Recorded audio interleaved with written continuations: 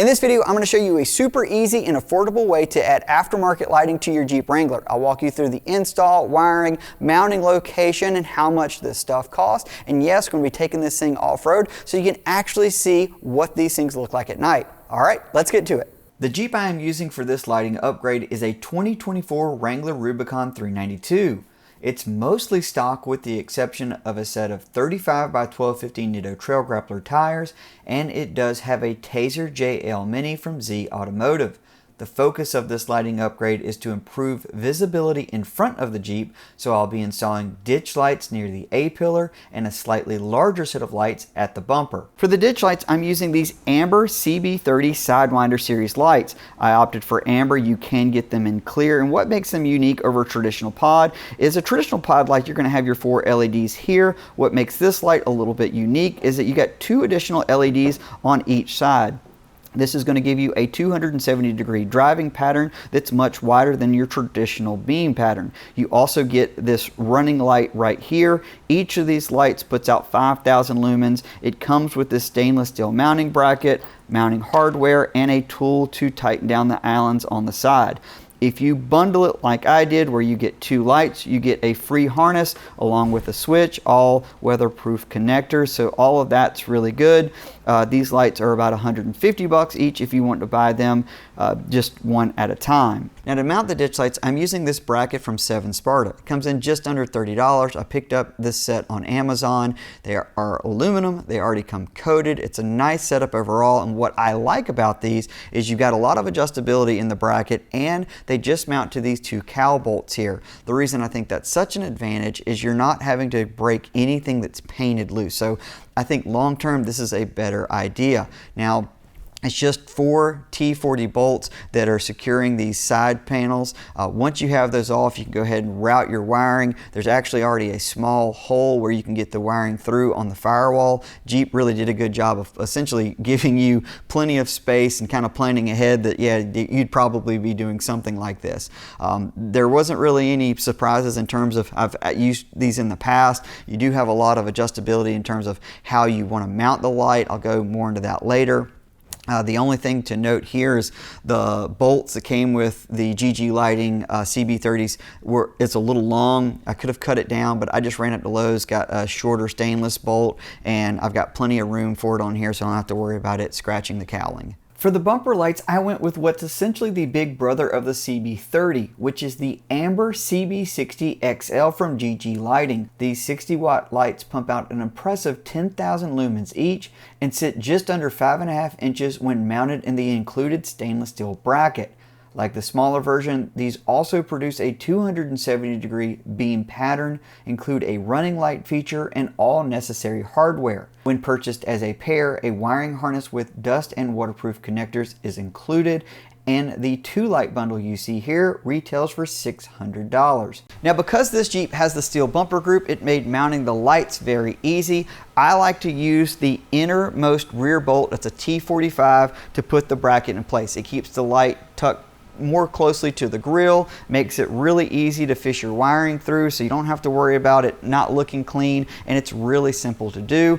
It is very tight with your clearance for your tow hooks in the front. That being said, I've never had an issue, whether it be a Yankum rope or a Harbor Freight strap, getting a strap or rope on the front of a steel bumper group with this series lights. It's just a little bit tight.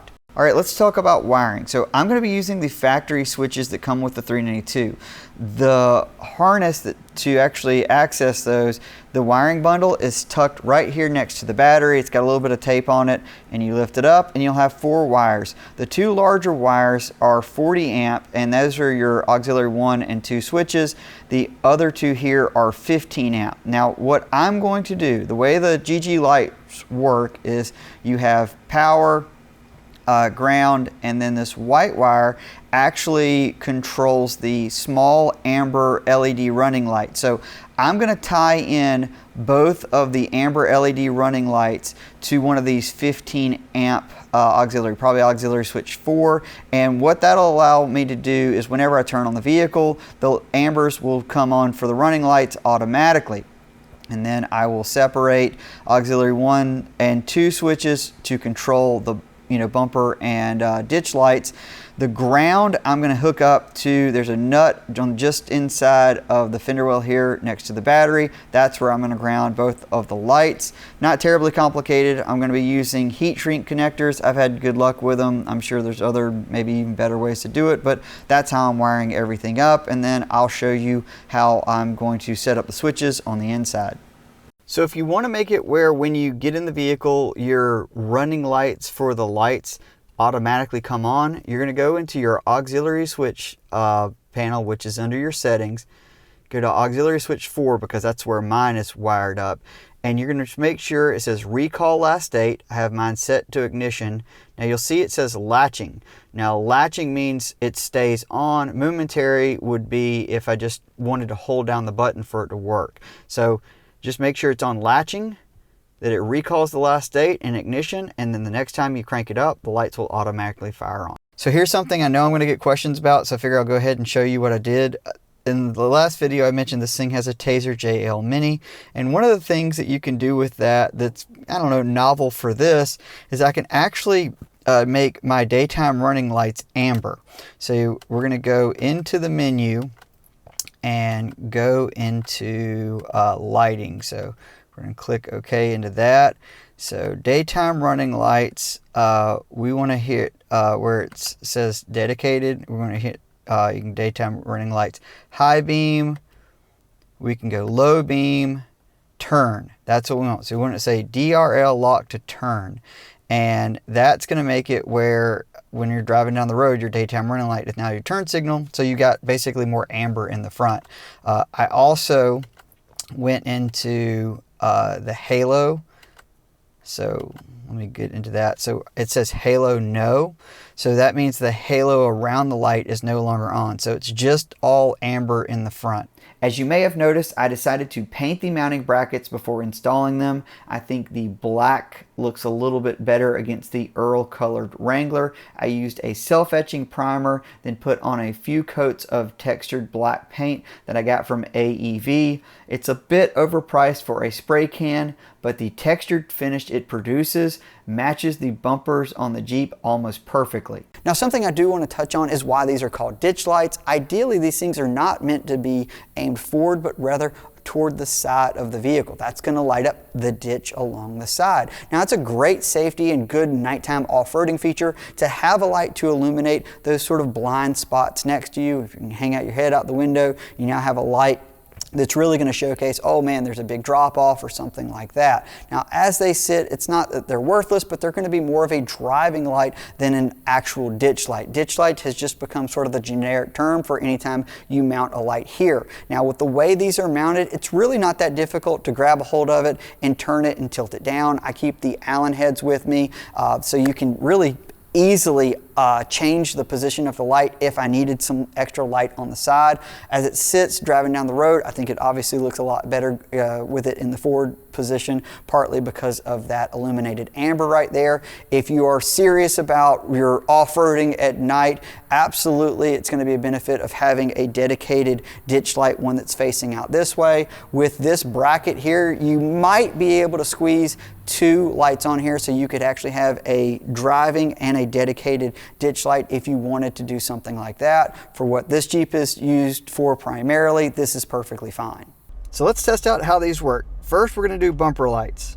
It's pretty impressive. You see that wider 270 pattern, so you're getting definitely good light spread, good distance from it. That amber hue is really nice because that's what's really going to give you a lot of the detail on the ground, and amber is supposed to be easier on your eyes, so that is a benefit. Now I'm going to turn off the bumper lights and we're going to turn on the ditch lights. Now the ditch lights, obviously they're not as much lumens, but from in cab right here out my window, it is fantastic. I've got really good visibility, lighting up what's on the side. Given that it's a kind of line of sight pretty high, it's great. So let's see how this looks with both lights on. So that is both your ditch and your bumper. So very warm light. It's more yellow than amber, at least to my eye, but it looks great in terms of showing up detail. Now to put, you know, this kind of a comparison, I'm going to turn these off, and this is your regular headlight. So this is LED lighting group. with fog lights. So these headlights they work fantastic from the factory. I've got no complaints with that. They've always worked really well. Now let's see what this looks like with both of these on. So there you go. It kind of washes out a little bit of that amber with that factory white light, but man, you could easily see going down the trail with these. This is, you know, an obvious upgrade. The big thing I'm noticing here is just how much visibility and bonus that you're getting out of the side window of the Jeep. From a practical perspective, these lights are definitely too bright to drive on the highway with them on, but I do think the amber running lights look great and make the Jeep more visible, which is a bonus on the safety front. I am by no means a lighting expert, but I've had a good assortment of aftermarket lights over the years. I think if you are balancing out light performance, looks, and price, GG Lighting is a great option. If you do have any questions about the lights, please feel free to drop them in the comments. Like always, thanks for watching, and I hope to see you on the trail soon. Thanks for sticking around to the end. Hopefully you enjoyed this video, and if you did, please consider subscribing to the Driving Line channel. Our goal is to excite, entertain, and educate you on all things automotive. So if you want to come be part of our journey, please hit that subscribe button, and we hope to see you on the next video.